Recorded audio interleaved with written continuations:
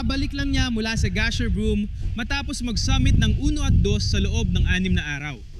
Nagkaroon ako ng karangalan makilala siya sa Kampo 1. Mapapatay ng lalaking yon ang sarili niya. Narinig ng bawat umaakyat sa K2 ang radyo sa base camp nung gabing yon, 5 ng Pebrero, 2021. Isang 42 taong gulang na lalaki ang nakatayo sa matarek na pader ng yelo na tinatawag na Black Pyramid sa taas na 21,000 talampakan. Hindi siya nakakabit at nakatingin pababa sa matarik na bangin papunta sa kailaliman ng Karakoram. Wala na siyang oxygen, wasak na ang kanyang mga tent at ginugol niya ang huling 30 oras na pagod na pagod. Nagsimula nang huminto ang paggana ng otak niya. Walang saysay dito ang kanyang PhD sa agham ng halaman. Walang halaga rito ang 10 taon niya sa mga pinakamapanganib na bundok sa mundo. Sa ngayon, tanging isang hanay ng mga metal na karabinoy lang ang humahadlang sa kanya sa 6,000 talampakang pagbagsak. Kailangan niyang ulitin ang galaw na libu-libong beses na niyang nagawa. Sa unang pagkakataon sa buhay niya, magkakamali siya sa pagkakasunod-sunod. Alam ng lahat sa K2 na mamamatay ang lalaking ito. Ito ang sumunod na nangyari. Maligayang pagdating sa extreme. Si Atanas Katov ay hindi pangkaraniwang mountaineer. Una, siyentipiko siya na nagtatrabaho, naglalatala at may mga pananaliksik na sinusuri ng iba pang siyentipiko. May doctorate siya sa plant protection mula sa Agricultural University sa Plovdiv, Bulgaria at PhD mula sa Humboldt University sa Berlin. Ginugol niya ang unang bahagi ng adulthood sa pag-aaral ng biological na pagkontrol ng greenhouse whiteflies. Noong tag-init ng 2010 lang siya, unang nakaakyat ng bundok nang maglakad siya sa 400 milyang hiking trail sa mga bundok ng Bulgaria. Walang makakapagpaliwanag ng lubos sa nangyari sa kanya sa trail na iyon. Hindi rin siya nagbigay ng malinaw na sagot. Pero nang matapos iyon, parang hindi na sapat ang kontrolado at inaasahang mundo ng mga greenhouse at mga ulat sa laboratorio. Huminto siya, nagbago ng direksyon at nagsimulang mag-ensayo para sa mga bundok. Pagkatapos noon, gumawa siya ng panibagong kakaibang desisyon.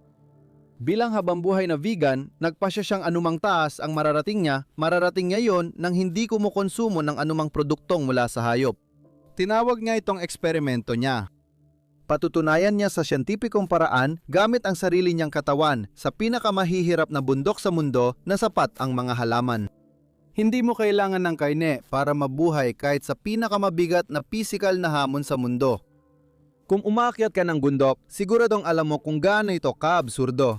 Sa matagal na panahon, nakabatay ang lohika ng nutrisyon sa pag-akyat sa mataas na altitude sa proteinang hayop. Sa matataas na altitude, mas mabilis masunog ng katawan ang kaloriya kaysa mapalitan at kulang ang lakas mula sa mga halaman. O yon ang akala ng mga tao. Bawat seryosong ekspedisyon, bawat kilalang gabay, bawat eksperto sa pisyolohiya ng mataas na altitude ay gumana sa parehong palagay. Kumakain ang mga umaakyat ng nagyelong pinatuyong karne, mantikilya, taba ng hayop at iba pang nagbibigay init at lakas sa kalamnan. Lahat maliban sa mga halaman. Hindi nakipagtalo si Atanas sa kanila, umakyat lang siya. Ang una niyang bundok ay ang Kilimanjaro sa Tanzania noong 2013, tapos Elbrus sa Rusya. Noong 2014, una niyang naakyat ang Everest sa Himalayas mula sa Hilaga. Ginawa niya ito nang walang extra oxygen, kaya siya ang unang vegan na umabot sa pinakamataas na punto sa mundo. Nakatayo siya sa tuktok tapos bumaba. Pagbalik niya sa Everest, naabot niya ulit ang tuktok na yon sa timog na bahagi. Pagkatapos ay Mount Manaslu, Annapurna, Makalu na naabot niya ang tuktok sa loob ng 4 na oras na may isang gabing pahinga lang sa base camp na bumasag sa pambansang record ng bilis. Noong 2017 si Atanas ang unang vegan sa mundo na nakatapos ng 7 Summits Challenge. Isa siyang lalaki na may natatanging misyon at nasa tamang landas. Noong 2019, nakuha ni Atanas ang tagumpay na madalas bumigo kahit sa mga veteranong umaakyat. Naabot niya ang tuktok ng Kangchenjunga, Gasherbrum 1, Gasherbrum 2 at Dhaulagiri, lahat sa loob ng 1 taon. Iyan ay 4 na tuktok na lampas 26,000 talampakan sa loob ng 365 araw. Para sa karamihan sa mga elite na umaakyat, pambihirang tagumpay ang makaakyat ng tuktok na 26,000 talampakan sa 1 taon. Si Antonis ay nakaapat na summit sa purong plant-based na pagkain. Sa pagtatapos ng 2019 matagumpay na nakaakyat ang Bulgarianong agronomista sa 10 bundok sa mundo na may taas na 26,000 talampakan. Layunin niyang maging unang vegan na makaakyat sa lahat ng 14. Upang patunayan na hindi dehado ang mga vegan, kailangan niya ng pinakasukdulang larangan ng pagsubok para sa susunod niyang hamon. Kailangan niya ng bundok na hindi lang basta hamon sa mga umaakyat, kundi talagang sinusubukang patayin sila. Kailangan niya ang tanging tuktok na kinatatakutan kahit ng pinakamatitibay na Sherpa. Kailangan niya ang K2. Mount Everest ang bubong ng mundo, habang ang K2 ay tinatawag namang mabagsik na bundok. Matatagpuan sa liblib na gitna ng Karakoram Range sa hangganan ng Pakistan at China, ang K2 ay may taas na 28,251 talampakan. Ilang daang talampakan lang ang ikli nito kumpara sa Everest, ngunit magkaiba ang dalawang bundok. Ang karaniwang ruta ng Everest ay nagpapalakad ng matagal at nakakapagod sa mga umaakyat. Walang ganitong pagkakataon ang K2. Isa itong matalim at mabagsik na piramid ng itim na bato at matibay na asul na yelo. Walang bahagi na pwedeng lakarin, walang lugar para makahinga o magpahinga. Sinasabi ng estadistika ang lahat, mas marami nang nakapunta sa kalawakan kaysa sa mga nakaakyat sa tuktok ng K2. Sa bawat 4 na umaakyat na nakakabot sa tuktok, isang naiwan sa bundok habang buhay. At nangyayari yon tuwing taginit. Walang balak si Atanas Skatov umakyat kapag paginit. Nagpatala siya para sa 2020 hanggang 2021 na winter season. Sobrang hirap akyatin ng K2 tuwing taginit. Sa taglamig, imposible talaga ito. Bumababa ang temperatura hanggang -60 degrees Fahrenheit. Noong Enero at Pebrero, ang jet stream, isang napakalakas na sinturon ng hangin sa itaas na atmosfera, ay bumabagsak sa kadalawa. Ang mga hangin ay karaniwang lumalampas sa 120 milya bawat oras. Ang presyon ng atmosfera ang dahilan kaya nagiging patibong ng kamatayan ang K2 tuwing taglamig. Dahil siksik at bumabagsak ang malamig na hangin, bumababa ang presyon sa K2 tuwing taglamig. Kaya ang umaakyat sa 26,000 talampakan tuwing Pebrero ay mas kaunti ang nakukuhang oxygen sa bawat paghinga. Habang nasa tuktok ng bundok Everest, mahigit 30 taon ang bigong marating ng mga umaakyat ng bundok ang tuktok ng K2 tuwing taglamig.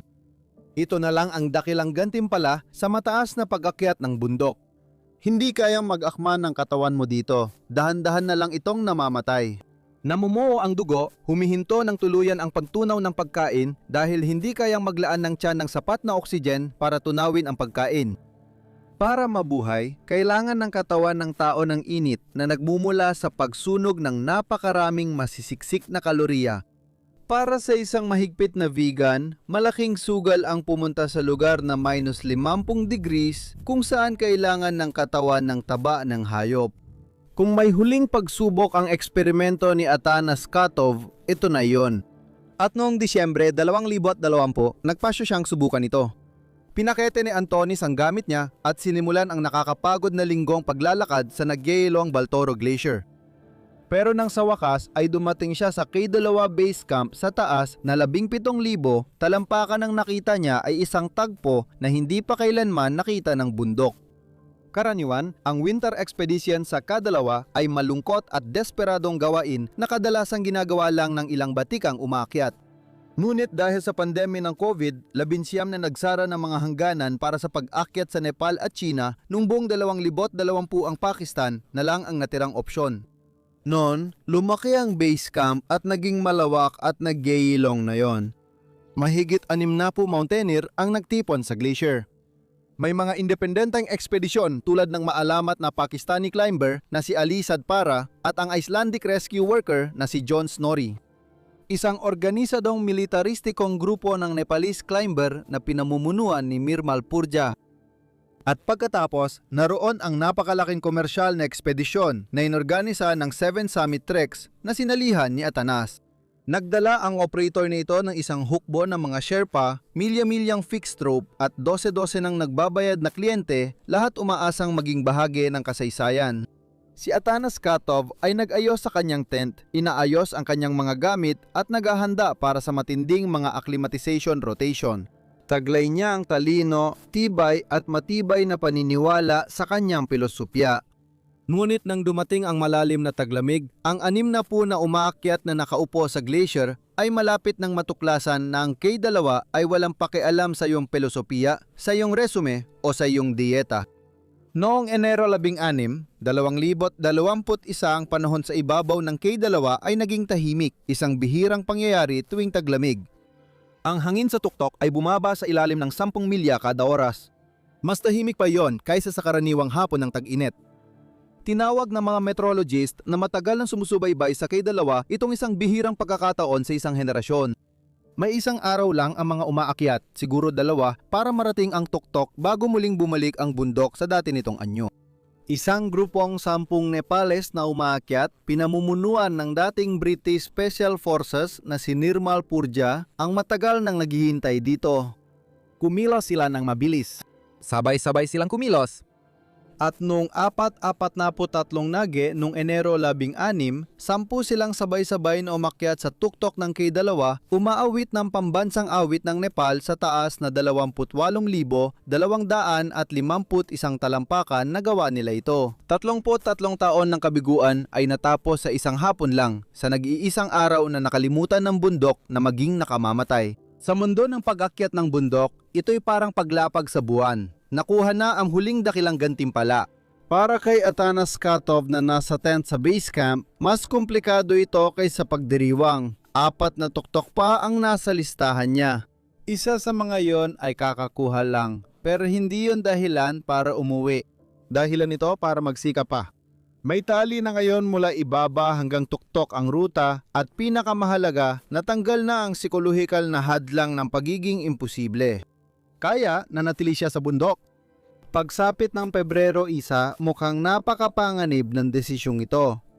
Ang minsan, sa isang henerasyong pagkakataon na nagdala sa kopoan ng Nepali sa tuktok ay tuluyang nagsara paghapanaog nila at ang pumalit dito ay ang tunay na taglamig ng Karakoram. Muling bumaba sa -50 degrees Fahrenheit ang temperatura sa tuktok ng bundok dahil sa sunod-sunod na bagyong taglamig. Pinanood ng mga naghihintay ang bawat ulat ng panahon, ngunit wala silang nakitang pagkakataon. Noong unang bahagi ng Pebrero, nadiskubre ng mga meteorologist ang maliit na pagkakataon na magbubukas sa pagitan ng Pebrero 4 at 5. Direktang sinabi ng tagapag-ulat ng panahon ng ekspedisyon na napakadelikado at labis ang pang-anib ng pagtatangkang abutin ang tuktok ng K2 sa ganitong kaikling panahon. Ayon sa ulat ng panahon, mukhang hindi ito malalampasan kahit may lahat kang kalamangan. Para sa mga umaakyat na 2 buwan nang nasa glacier, ubos na ang ipon at nakita na ang mga Nepali ang nakakuha ng balita, ito na lang ang huling pagkakataon nila. Kaya, noong umada ng Pebrero 4-12, 12 ng mga umaakyat ang nagsimulang umakyat patungo sa Kampo 3 at isa si Anthony sa kanila. Ang plano ay simple ngunit agresibo. Karaniwan, ganito ang proseso sa pag-akyat sa tuktok ng K2. Una, akyat ka mula base camp hanggang Camp 4 sa taas na 25,600 talampakan. Ito ang huling silungan bago ang matarik na bundok. Doon ka matutulog, iche-check mo ang gamit mo at aalis ka sa kalagitnaan ng gabi, aayat sa dilim para maabot ang tuktok pagsapit ng maagang hapon. Pagkatapos, mabilis kang bababa pabalik dito sa ligtas na lugar bago sumama ang panahon. Iyan ang nakasanayang paraan. Ganyan inaakyat ang K2. Pero sa summit na ito, sina Atanas at 7 Summit Treks Group ay hindi magsisimula sa Camp 4. Dahil sa masamang panahon, walang Camp 4. Walang tent na naitayo doon. Kaya ang plano ay magsimula direkta mula sa Camp 3 na magdadagdag ng 1,600 talampakang paakyat sa isang napakahirap na pag-akyat sa tuktok.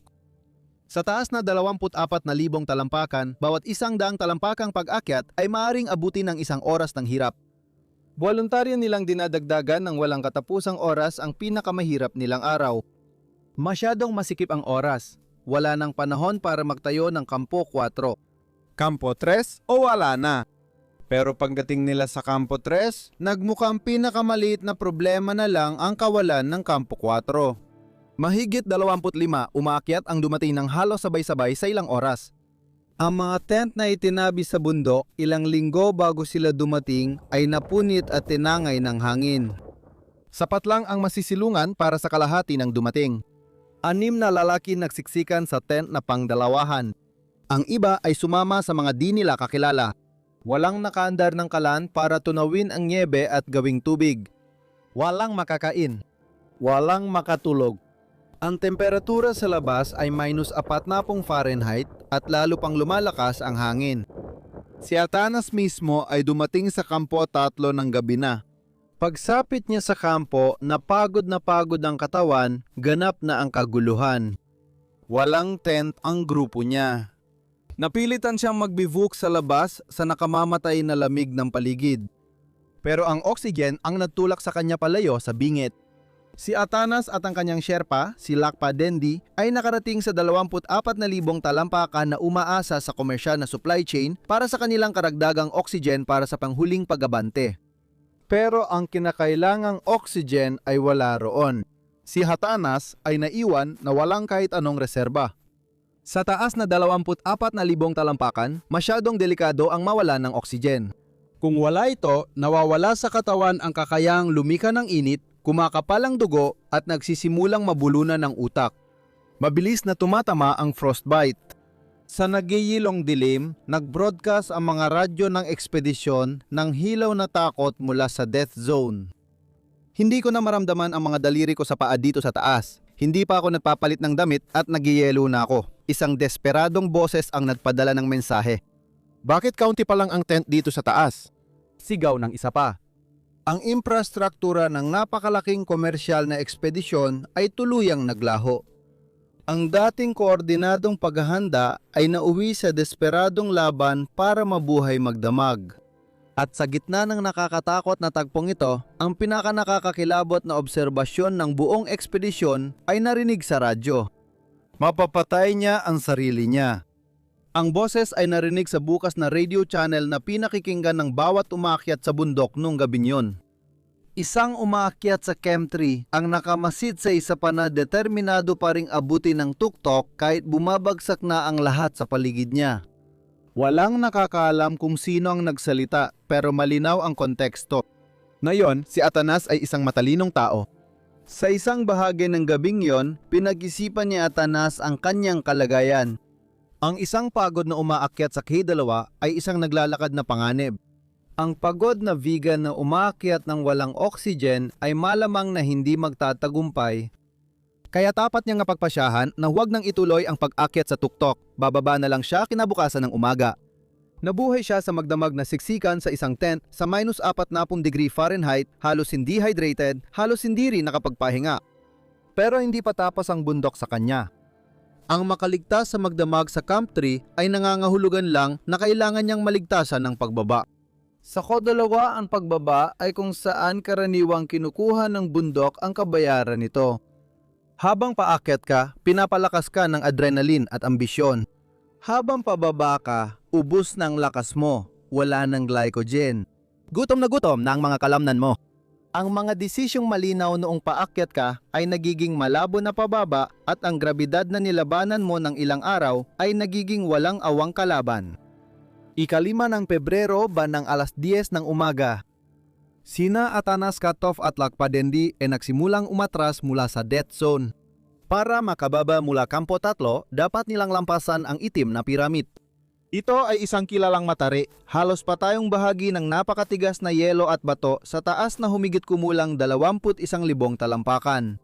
Sa bahaging ito ng bundok may mga nakataling lubid, ngunit hindi lahat ay kasing tibay. Sa pagdaan ng mga taon, 12 ng ekspedisyon ang nag-iwan ng mga lubid. Ang ilan ay bagong-bago, inilagay ng koponan mula Nepal ilang linggo lang ang nakalipas. Ang iba naman ay luma at bulok na tira-tira na pwedeng biglang maputol sa bigat mo. Ang maling pagpili ay parang paghawak sa napunit na kable sa bangin. Malalaman mong mali ang napili mo habang pababa ka na. Para ligtas, bumaba gamit ang mga lubid, bumagamit ang umaakyat ng 2 sistema kasabay. Ang una ay isang aparatong pangpreno sa pagbaba. Isipin mo ito parang handbrake. Ipinapasok ang lubid sa device na ito para kontrolin ang bilis ng pagbaba mo. Ang pangalawa ay isang pangkaligtasang tali, isang maikling strap na nakakabit mula sa harness mo direkta sa lubid. Ito ang iyong seatbelt. Kung pumalya ang handbrake, seatbelt ang sasalo sa'yo. Magkasama, sila lang ang pagitan mo at ng bundok sa ibaba. Pero heto ang problema. Ang mga lubid ay hindi isang tuloy-tuloy na linya. Nakakabit ang mga ito sa gilid ng bundok kada ilang dosenang talampakan. Sa bawat isa sa mga bolt na yon, kailangan mong magpalit, tanggalin ang clip mula sa lubid sa itaas at ikabit ulit sa lubid sa ibaba. Handbrake muna tapos seatbelt. May patakarang hindi pwedeng labagin kailanman. Ikabit muli ang seatbelt sa mas mababang lubid bago mo bitiwan ang kahit anong nasa itaas. Dahil sa ilang segundo lang habang nagpapalit, kapag mali ang pagkakasunod, wala kang hawak. Alam na alam ito ni Atanas Katov. Ginawa na niya ang pagpapalit na ito ng daan-daang beses sa Annapurna at Cho-Oyu. Kabisado niya ang mga lubid na ito tulad ng pagkakakilala ng isang siruhano sa kanyang scalpel. Bandang 10:30 ng umaga, nagsimula na silang bumaba ni Lokpa. Sa ibaba lamang ng Camp 3, huminto si Sherpa Lokpa sa mga lubid. Inilabas ang kanyang kamera para idokumento ang pagbaba at kinuna ng high definition na video ang kanyang kliyente. Sa video na ito, mukhang matibay pa ang pangangatawan ni Atanas Katov. Kontrolado niya ang sitwasyon. Matagumpay niyang nakakabit ang kanyang ATC descending device sa fixed line at aktibong naghahanda upang magrapel pababa sa mga lubid sa matarik na dalisdis. Walang palatandaan ng taranta, pagkakatisod o nalalapit na pagbagsak. Upang makuha ang kaligid, iniharap ni Lokpa ang kanyang kamera palayo kay Atanas. Para kunan ng video ang malawak at magandang tanawin ng Karakoram Range na nakalatag sa ibaba nila. Nang ibalik ni Lokpa ang kamera, makalipas lang ng ilang segundo, wala na si Atanas Iskatov. Isang saglit lang, nandun pa si Atanas. Sa susunod na sandali, wala na siya. Sandaling lihis muna. Buwan-buwan, may kwentong di napupunta sa YouTube. Nandyan yan kung gusto mo. Nasa ibaba ang Patreon link. Saan na nga ba tayo? Sa ibaba nila sa Black Pyramid, isang Canadian na filmmaker na si Elia Saikali ang maingat na bumababa kasama ang kanyang Sherpa na gabay, si Pasang Purba Sherpa. Hindi basta-basta tagamasid si Elia. Isa siyang award-winning high-altitude documentary filmmaker na matagal nang nagdodokumento ng mga umakyat sa pinakamapanganib na bundok sa mundo. Pumunta sa K2 partikular para kunan ng pelikula ang Winter Expedition ng alamat ng Pakistan na si Ali Sadpara at ng Icelander na si John Snorri. Noong gabing iyon, napahinto siya sa pagtatangkang marating ang tuktok nang hindi niya makita ang 6 na bote ng oxygen na binayaran at inihanda niya sa Camp 3. Kung wala ang mga yon, ang pag-akyat ay tila hatol sa kamatayan.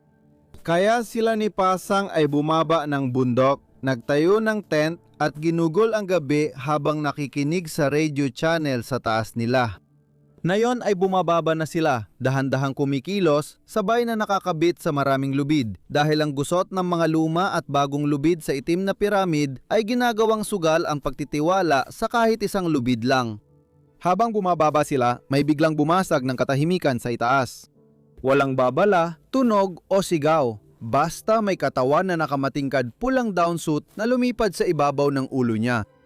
Muntik nang tamaan ng katawan ang ulo ni Pasang Kaji, ilang pulgada na lang ang layo. Pagkatapos, lumipad ito diretso sa ibabaw ni Saikali na wala nang nagawa kundi panuurin sa takot at pagkabigla habang si Atanas Katov ay gumulong at bumaligtad, malakas na tumatalbog sa matigas at mabagsik na nagyayelong dalisdis.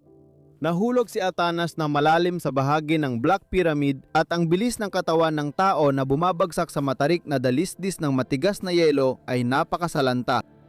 Sa isang bahagi ng pagbagsak, dahil sa sunod-sunod na pagtama sa yelo, napunit si Atanas mula sa kanyang downsuit, kaya naiwan ang kanyang matingkad na pulang suit na nakasiksik sa nyebe sa gilid ng bundok habang ang kanyang katawan ay patuloy na dumudulas ng halos 6,000 talampakan pababa hanggang advanced base camp.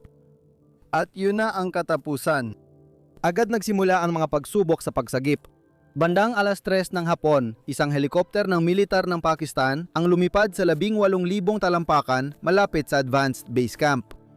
Nakapasok sa lugar ng insidente ang ground team kasama si Changdawa Sherpa, pinuno ng ekspedisyon, ngunit huli na ang lahat. Si Atanas ay agad namatay sa aksidente. Siniguro nila ang kanyang mga labi, isinakay siya sa eroplano at dinala siya papunta sa lungsod ng Skardu. Ang pulang down suit na iwan sa bundok.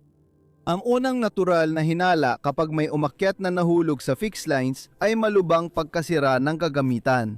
Mabilis kumalat ang chismis, may mga ulat na nagsasabing naputol ang isang fixed rope. Pero agad na itinanggi ang teoryang ito dahil iginiit ng pinuno ng ekspedisyon si Chang Dawa Sherpa na buo ang lahat ng lubid at na ang ilang pagkakamali ay malamang kay Atanas nang galing. Ngunit ang pinakanakakasirang pahayag ay galing mismo sa katabi niya. Kaka-video lang ni Lokpa Dendi kay Atanas at nakita niyang nag-clip in ito. At mas mahalaga, kinailangan ni Lokpa na bumaba sa eksaktong parehong bahagi ng Black Pyramid kaagad pagkatapos mahulog ni Atanas. Sa tanong tungkol sa kagamitan, nagbigay si Lokpa ng simple pero matinding sagot. Hindi naputol ang lubid. Bumaba ako sa parehong lubid. Nagkamali siya nang palitan niya ang safety, sabi niya. Napaka-brutal sa kasimplehan ang pinagkaisahang pananaw ng mga ekspertong forensik. Walang pagkabigo o sira sa lubid. Nakagawa si Atanas Katov na nakamamatay na pagkakamali habang nagpapalit ng mga linya. Kaya naman mapapaisip ka, paano nagawa ng isang matalino at sistematikong siyentipiko na may PhD na basta na lang kumalas sa pagkakakabit niya sa bundok? Ang sagot ay hindi katangahan, hindi rin ito kapabayaan. Isa itong bagay na mas nakakabahala.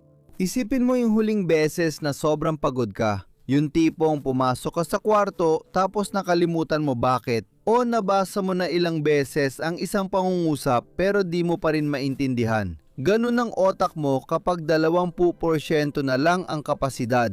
Ngayon, kunin mo ang otak na yan at ilagay mo sa labas sa -40 degrees Fahrenheit. Walang tent, walang tulog, walang tubig, buong magdamag. Sa taas na 24,000 talampakan, kung saan kaunti lang ang oxygen sa bawat hinga, kailangan mo pa ring malinaw mag-isip. Iyan ang otak na gamit ni Atanas Katov nung umaga ng 5 ng Pebrero. Kapag pagod ka na sa mataas na altitude, ang parte ng otak mong nag-aasikaso ng tamang pagkakasunod-sunod ng gawain ang unang naapektuhan. Ang mekanismong nagpapadali sa pagsinturon ng seatbelt sa normal na taas ay biglang hindi gumana. Hindi naman nakalimutan ni Atanas Katov ang pagklip ng lubid. Nakalimutan niya sa isang iglap kung alin ang dapat maunang iklip. Sa patag na kalsada, wala namang mawawala sa'yo doon. Pero sa Black Pyramid ng kadalawa noong Pebrero, pagkatapos ng gabing kanyang nalampasan, lahat ay nawala sa kanya. Nagbigay pahayag sa bansa si punong ministro ng Bulgaria, Boyko Borisov, matapos pumutok ang balita. Muling kinuha ng bundok ang isa sa ating magagaling na manlilinang. Si Atanas Katov ay matapang at may malinaw na layunin. Mayroon siyang 12 taong gulang nanap na si Vasil sa kanilang tahanan sa Bulgaria at 4 na tuktok na natitira sa listahan na ginugol niya ng isang dekada sa paggawa, ngunit hindi na niya muling makikita. Inalis ni Atanas ang kanyang safety line ng ilang saglit lamang, isang karaniwang pagkakamali na naging dahilan ng kanyang pagkamatay.